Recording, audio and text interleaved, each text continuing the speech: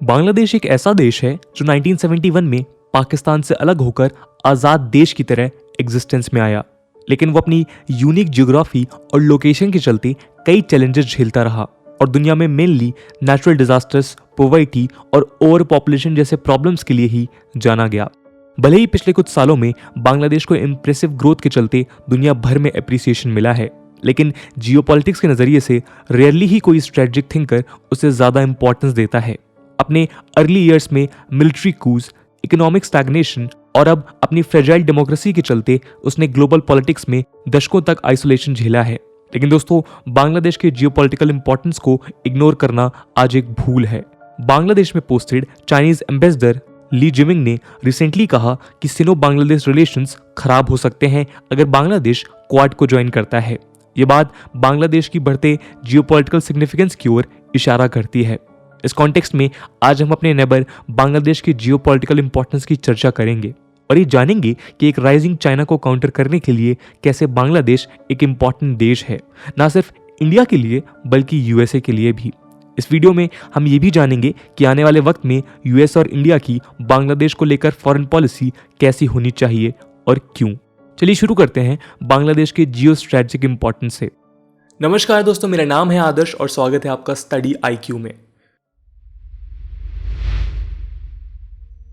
दोस्तों, बांग्लादेश की ज्योग्राफी उसके जियोपॉलिटिकल इंपॉर्टेंस का सबसे पहला कारण है। बांग्लादेश इंडिया के सबसे critical geo strategic location Siliguri corridor के साथ बॉर्डर शेयर करता है, जो मेनलैंड इंडिया और नॉर्थ ईस्ट के बीच एक लौता कनेक्टिंग लिंक है। ये कॉरिडोर सिर्फ 22 किलोमीटर वाइड है। 2017 में डोकलम क्राइसिस के दौरान सिलीगुड़ी कॉरिडोर ने इंडियन आर्मी को सपोर्ट करने के लिए भी काफी क्रूशियल रोल प्ले किया था। इसका यूज कर ही इंडिया ने मैसिव मिलिट्री मोबिलाइजेशन से चाइना को बैकफुट पर जाने में मजबूर कर दिया था। फ्यूचर कॉन्फ्लिक्ट्स के साथ साथ अगर LAC के अक्रॉस मिलिट्री बिल्डअप्स और इंफ्रास्ट्रक्चरल डेवलपमेंट्स को रैपिडली एक्सपेंड करना चाहे तो उस केस में भी ये कॉरिडोर काफी क्रूशियल होगा। खैर, बांग्लादेश इंडिया के साथ अपना सबसे लंबा बॉर्डर शेयर करता है through West Bengal and 4 north eastern states, जिनका नाम है मेघालय, असम, त्रिपुरा और मिजोरम। ये रीजन ट्रेडिशनली इंसर्जेंसी प्रभावित रहा है और आज भी कई सेपरेटिस्ट ग्रुप्स यहाँ के बॉर्डर रीजन्स में ऑपरेट करते हैं। One of the largest opium growing region यानी म्यांमार, लाओस और थाईलैंड के कॉन्फ्लुएंस में लोकेटेड गोल्डन ट्रायंगल से प्रॉक्सिमिटी के चलते भी इंडिया यहाँ पर इंसर्जेंट्स और ड्रग माफिया के नेक्सस के चलते सिक्योरिटी कंसर्न्स फेस करता है। नॉर्थ ईस्ट इंडिया के बॉर्डर्स चाइना के साथ भी हैं, जो Indian state of Arunachal Pradesh को अपना हिस्सा बताता रहता है। ऐसी सिचुएशन में बांग्लादेश अगर चाइना के साइड में चला गया तो ये इंडिया के लिए ही नहीं बल्कि अमेरिका के लिए भी एक मेजर सेटबैक होगा, क्योंकि अगर अमेरिका चाइना को बैलेंस करना चाहता है तो ये साउथ एशिया की सबसे बड़ी पावर इंडिया के बिना शायद पूरा नहीं हो सकता। बांग्लादेश बीजिंग और इंडिया दोनों के लिए एक सिग्निफिकेंट स्ट्रेटेजिक लोकेशन एक और वजह से है। चाइना के मलक्का डायलमा के बारे में तो आप जानते ही होंगे। स्टेट ऑफ मलक्का पर अफ्रीका और मिडिल ईस्ट से आने वाले ऑयल और अपने गुड के एक्सपोर्ट के लिए चाइना काफी ज्यादा डिपेंडेंट है। स्ट्रेट ऑफ मलक्का एक नैरो वाटरवे है जो मलेशिया, सिंगापुर और इंडोनेशियन आइलैंड ऑफ सुमात्रा के बीच लोकेटेड है और ये इंडियन ओशन को साउथ चाइना सी से कनेक्ट करता है। लेकिन एक कॉन्फ्लिक्ट की सिचुएशन में ये नैरो स्ट्रेट एक हाई रिस्क पैसेज बन जाएगा। इवन सिनो इंडिया बॉर्डर कॉन्फ्लिक्ट में चाइना के लिए मलक्का हेडेक बन जाएगा अगर अंडमान एंड निकोबार को यूज कर इंडिया चाइना को आइसोलेट कर दे। एनर्जी पर इंपोर्ट डिपेंडेंस और ओवरऑल इकोनॉमी का export led nature Chinese might को क्रिपल कर देगा अगर मलक्का में कोई ब्लॉकेट हुआ तो। ऐसी सिचुएशन में चाइना के लिए बांग्लादेश मलक्का को बाईपास करने के लिए क्रूशल है। वैसे बांग्लादेश चाइना के साथ कोई बॉर्डर तो शेयर नहीं करता, लेकिन चाइना ने कई लैंड बेस्ड इंफ्रास्ट्रक्चरल इनिशिएटिव्स लिए हैं जिनके थ्रू वो मलक्का स्ट्रेट को बाईपास कर सकता है। Bangladesh China India Myanmar economic corridor China के BRI प्रोजेक्ट का ही एक हिस्सा है। चूंकि इंडिया ने BRI से खुद को दूर रखा है तो ऐसे में वो म्यांमार के थ्रू बांग्लादेश के साथ अपनी कनेक्टिविटी को इंप्रूव कर सकता है। दोस्तों, बांग्लादेश की इकोनॉमिक प्रोफाइल भी उसका जियोपॉलिटिकल इंपॉर्टेंस बढ़ा देती है।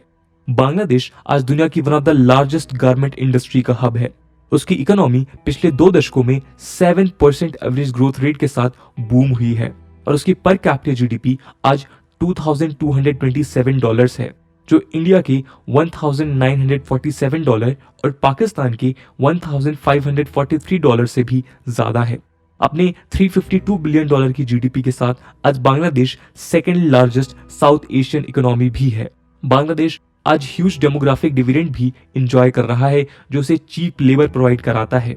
उसकी 20% पॉपुलेशन आज 15 से 24 के एज ब्रैकेट में है। ऊपर से किसी भी मुस्लिम मेजोरिटी कंट्री से इस देश में फीमेल लेबर पार्टिसिपेशन रेट भी काफी ज्यादा है। इस डिविडेंड का फायदा बांग्लादेश फॉरेन मैन्युफैक्चरर्स को अट्रैक्ट करने के लिए भी कर सकता है। बांग्लादेश का इन्वेस्टमेंट एनवायरनमेंट भी पहले से आज काफी बेटर है, क्योंकि इस्लामिस्ट एक्सट्रीमिज्म को बांग्लादेश ने बाकी देशों के मुकाबले कंट्रोल करके रखा है। इसके अलावा बांग्लादेश ने रिसेंटली अनाउंस किया था कि वो श्रीलंका को $200 मिलियन का एड देगा। ये बात भी बांग्लादेश के राइजिंग इकोनॉमिक क्लाउड की ओर इशारा करती है।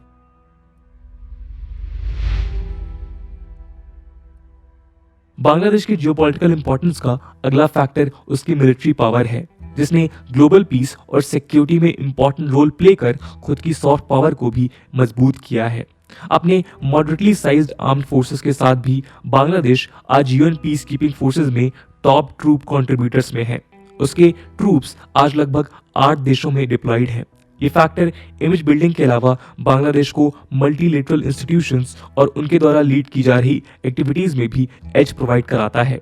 आज बांग्लादेश रीजनल और इंटरनेशनल फर्म्स जैसे सार्क, बिम्स्टेक और यूएन एजेंसीज में भी अपना डिप्लोमेटिक फुटप्रिंट इंक्रीज कर रहा है।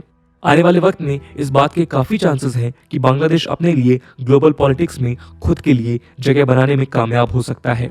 खैर, इन सब फैक्टर्स के बियॉन्ड एक और रीजन है जो बांग्लादेश के इंपॉर्टेंस को बढ़ा देता है। ये फैक्टर है बांग्लादेश में चाइना के फुटप्रिंट्स और उसकी वजह से इंडिया और अमेरिका में बढ़ती टेंशन। ये टेंशन इसलिए और ज्यादा बढ़ जाती है क्योंकि पिछले कुछ सालों में इंडिया ने नेपाल और श्रीलंका जैसे साउथ एशियन देशों के साथ अपने रिश्तों में उथल पुथल देखी है।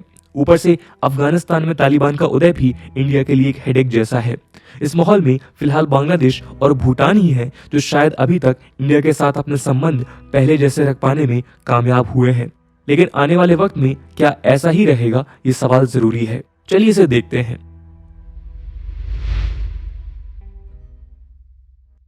दोस्तों, पिछले कुछ सालों में चाइना ने बांग्लादेश में अपने रिलेशनशिप को मैसिवली बूस्ट किया है।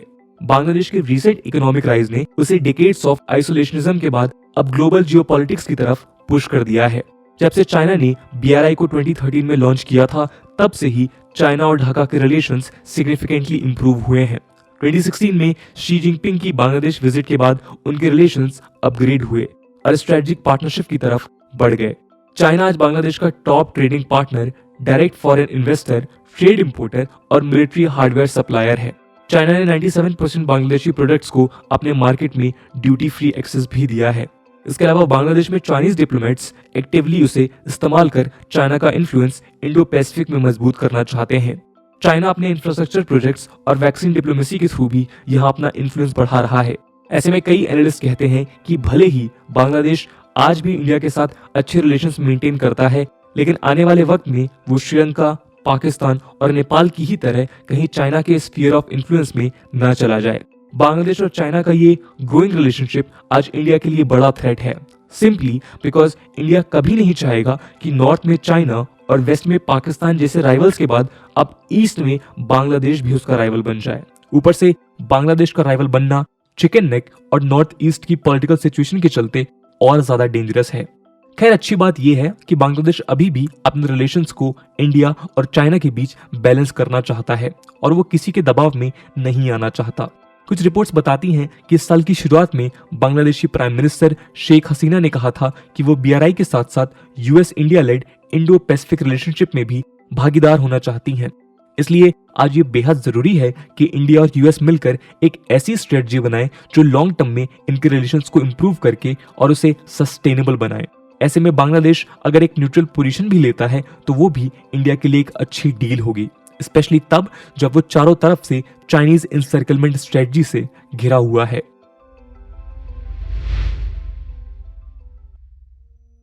दोस्तों, बांग्लादेश के साथ अपने रिश्तों को अच्छा रखने के लिए इंडिया ने कई एक्टिव एफर्ट्स भी लिए हैं। इनकी लिस्ट लंबी है, लेकिन इनमें से कुछ को हम ब्रीफली डिस्कस करेंगे। हम आज इकोनॉमिक इंसेंटिव से लेकर पब्लिक डिप्लोमेसी जैसे टूल से चाइनीज इन्फ्लुएंस को काउंटर करने की कोशिश कर रहे हैं। फॉर एग्जाम्पल 2017 में इंडिया ने $5 बिलियन का एक लोन बांग्लादेश के लिए अनाउंस किया था। ये ढाका में इंडिया का अब तक का लार्जेस्ट एक्सपेंडिचर रहा। कोविड के टाइम भी इंडिया ने वैक्सीन डिप्लोमेसी के तहत ये इंश्योर करने की कोशिश की है कि वो बांग्लादेश में वैक्सीन एक्सपोर्ट को इंक्रीज करे।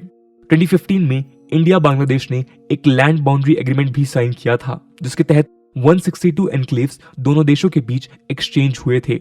ये डील दोनों देशों के बीच एक हिस्टोरिक एग्रीमेंट था, जिसने दोनों देशों के बीच एक ट्रस्ट को इंप्रूव किया।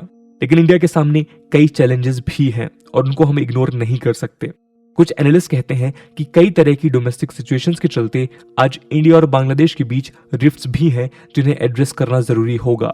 कई फॉरेन एनालिस्ट इंडिया को साउथ एशिया में एक बिग ब्रदरली एटीट्यूड दिखाने के लिए ब्लेम करते हैं और कहते हैं कि इस एटीट्यूड के चलते ही शायद आज नेपाल जैसे देश चाइना की तरफ झुके हैं।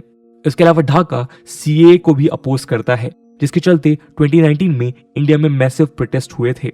यह हमारा इंटरनल मुद्दा है, लेकिन बांग्लादेश की फॉरेन पॉलिसी इससे इन्फ्लुएंस लगती है। असम में बांग्लादेशी इलीगल इमिग्रेंट्स के इशू के चलते ये मुद्दा और ज्यादा गरमाया था। वैसे तो ढाका का इस मुद्दे में पब्लिक क्रिटिसिज्म उतना एग्रेसिव नहीं था, लेकिन फिर भी 2019 में ढाका ने इंडिया के साथ कई हाई लेवल मीटिंग्स कैंसिल की थी। इसके अलावा कई पुराने मुद्दे भी हैं जो इंडिया और बांग्लादेश के रिश्तों को हैम्पर कर सकते हैं। इनमें तीसरा रिवर डिस्प्यूट में कोई सॉल्यूशन ना निकल पाना एक मेजर इशू है। इस तकरार के बीच चाइना BRI को जोरों शोरों से बांग्लादेश पुश कर रहा है। चाइना का मैसिव अमाउंट ऑफ मनी को रैपिडली डिप्लॉय कर पाना बांग्लादेश के इकोनॉमिक इंटरेस्ट में भी है। इसमें फिलहाल इंडिया उसके साथ कम्पीट करने की पोजीशन में नहीं है, लेकिन अगर यूएसए इंडिया को सपोर्ट करे तो एक्टिव एफर्ट्स लेकर हम चाइना के साथ कम्पीट कर सकते हैं। इसके लिए ही माइकल क्यूगलमैन कहते हैं कि यूएस को आज बांग्लादेश को एक इम्पोर्टेंट प्लेयर की तरह रिकॉग्नाइज करना होगा। मिलिट्री हार्डवेयर को लेकर बांग्लादेश का चाइना पर डिपेंडेंस भी काउंटर किया जाना चाहिए। अगर बांग्लादेश में इंडिया और यूएसए दोनों एक दूसरे के एफर्ट्स को कॉम्प्लीमेंट करते हुए अपना सिक्योरिटी कोऑपरेशन और इकोनॉमिक एंगेजमेंट बढ़ा देते हैं तो ढाका को चाइनीज कैंप में जाने से रोका जा सकता है। लेकिन इस एफर्ट में भी कई चैलेंजेस हैं। एक तरफ वॉशिंगटन चाइनीज BRI को काउंटर करने के लिए ब्लू डॉट नेटवर्क और बिल्ड बैक बेटर वर्ल्ड के थ्रू इंफ्रास्ट्रक्चर और डेवलपमेंट में इन्वॉल्व तो है, लेकिन दूसरी तरफ वो बीजिंग की स्पीड के साथ कम्पीट नहीं कर पा रहा है। अगर इंडिया और यूएसए मिलकर इस चैलेंज को एड्रेस कर बांग्लादेश को एक ऐसा एनवायरनमेंट प्रोवाइड करा पाते हैं जहां उसे साइड चूज करने पर मजबूर ना किया जाए, तो शायद बांग्लादेश इंडिया और यूएस के लिए एक इंपॉर्टेंट स्ट्रैटेजिक विक्ट्री होगी, जिसके साथ वो फ्यूचर में अपने रिलेशंस को बूस्ट कर चाइना को काउंटर कर पाएंगे। इंडिया और यूएस की टॉप मोस्ट प्रायोरिटी आज यही होनी चाहिए कि कैसे वो बांग्लादेश को चाइनीज एलाई बनने से रोके। कुल मिलाकर बांग्लादेश को बिना क्वाड एलाई बनाए भी इंडिया चाइना के एक्सपेंशनिस्ट एजेंडास को निस्तनाबूद कर सकता है। दोस्तों इस पूरे मुद्दे को लेकर आपका क्या ओपिनियन है? कैसे हम बांग्लादेश को बिना साइड चूज कराए उसको एक इंपॉर्टेंट स्ट्रैटेजिक पार्टनर बना सकते हैं? कमेंट सेक्शन में जरूर बताइएगा। आज की वीडियो के लिए इतना ही। आई होप आपको वीडियो पसंद आई होगी, और अगर पसंद आई है तो अपने दोस्तों के साथ शेयर करना मत भूलिएगा। हम मिलते हैं अगले वीडियो में। तब तक के लिए जय हिंद, जय भारत।